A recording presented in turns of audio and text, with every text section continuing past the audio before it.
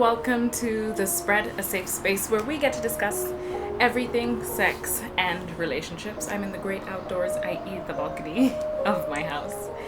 So I was thinking, now that we have coronavirus as a perfect way to explain STIs, I would like to take this time to help you understand how you can contract an STI using the example of how people are contracting the coronavirus. So there's no way of knowing if you or anyone else you come into contact with has coronavirus unless the symptoms start to show, and this only happens between 10 and 14 days of contact with a person that has coronavirus. It's imperative that you wear a mask in order to prevent people from getting it, and sometimes from preventing yourself from contracting it.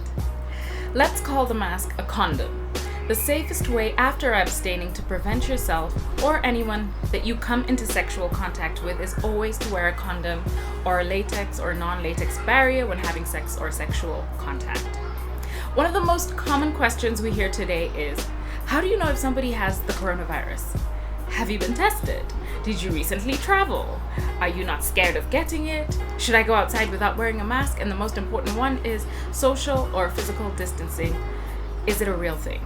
Let's start there.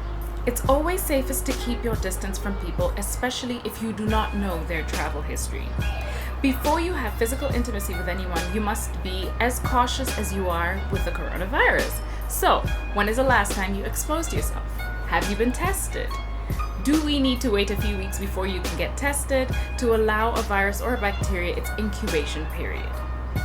The same way that the coronavirus stays on different surfaces for different periods of time is the same way we have to remember that different STIs or STDs have different incubation periods or time periods before they begin to show symptoms.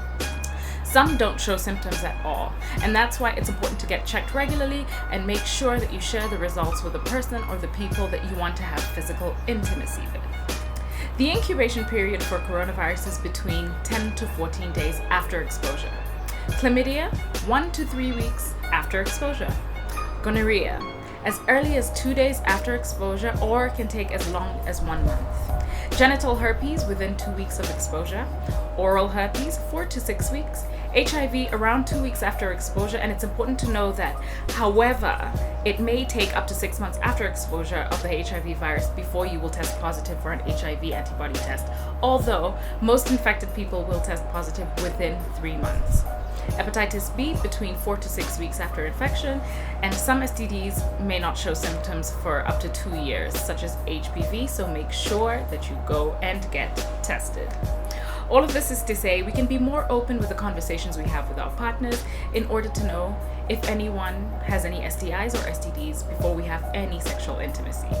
This is not to add stigma, but to make you aware of how to protect yourself when you or your partners are infected with either a virus or a bacteria.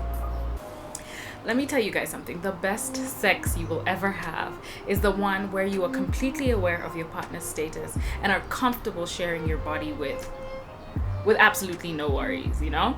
The same way the people in your house are the only people that you feel safe around. It's the same way you need to treat your sexual partners. Only people whose history you know. So now, how do we go about comfortably talking about STIs with our partners, and how do we reduce the stigma around it? I think we could save that for another video, but till next time, goodbye.